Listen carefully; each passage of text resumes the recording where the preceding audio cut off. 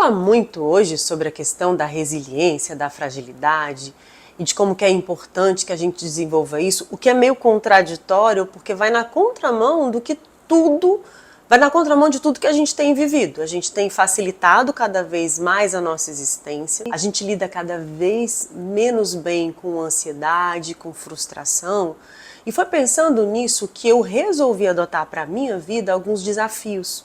Por que o desafio é importante? Primeiro porque a gente perdeu a mão de como se desafiar. Na verdade o que eu vejo hoje é assim, é difícil, não quero. Mas pode ser legal, não interessa, vai dar trabalho, é complicado, eu tô com preguiça, eu tô cansado. E aí a gente vai abrindo mão, inclusive, de conhecer a nossa capacidade, porque o nosso desafio, ele dá pra gente uma dimensão da nossa capacidade, ele dá pra gente a possibilidade de ter controle sobre alguma coisa. Quando muitas vezes você tem alguma situação de saúde que te obriga a ficar privado de consumir um certo alimento, isso é muito desagradável. Quando você chega num estado, por exemplo, que você tem um diagnóstico de alcoolismo, você não pode mais beber. Mas se você consegue controlar o consumo de uma substância de modo que ela faça parte da sua vida de uma maneira saudável, você precisa se privar de muito pouca coisa. Então, assim, o que é o desafio? Por exemplo, é você deliberadamente entender que você pode simplesmente consumir alguma coisa de maneira controlada, baseado no fato de que a coisa está ali diante de você. E você deliberadamente escolhe como e quando consumir. Como é que foi o meu desafio? Eu estou fazendo outros também, mas agora o primeiro foi basicamente o seguinte: eu adoro chocolate. Eu sempre como alguma coisa de chocolate pelo menos uma vez por dia. E aí eu pensei, ficar um mês sem comer chocolate. Por quê? Porque eu estava privada, porque eu estava com algum problema, porque eu estava com restrição de saúde? Não.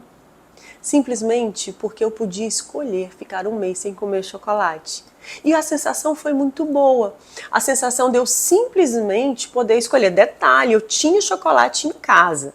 E curiosamente, na semana que eu decidi fazer isso, eu ganhei chocolate de 2 pessoas, e chocolates bem especiais. E aí a ideia não é eu me esconder da coisa, não é me esconder da vida, não é eu me isolar.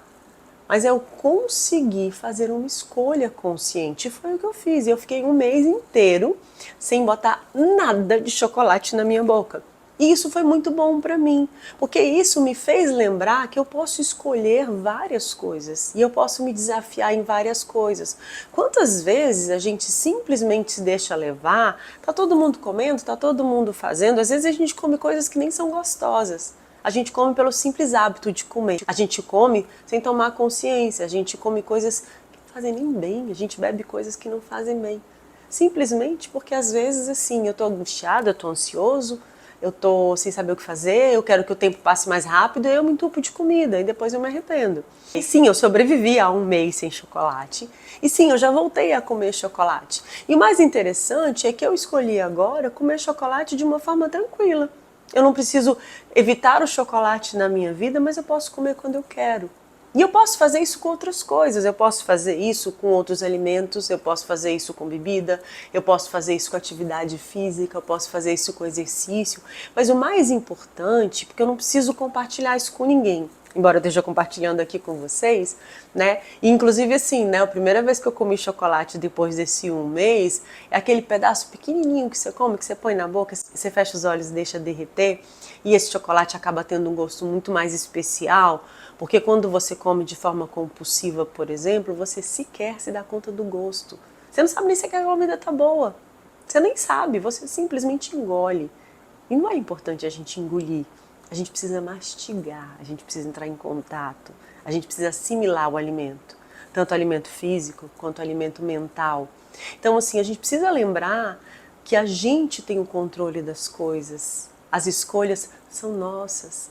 E quando a gente faz escolha, a gente tem poder, o poder de dizer o que a gente vai fazer.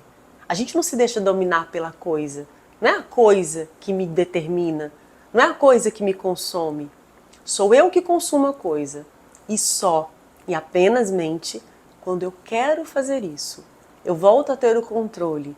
Então eu te pergunto, qual é o desafio que você pode se fazer?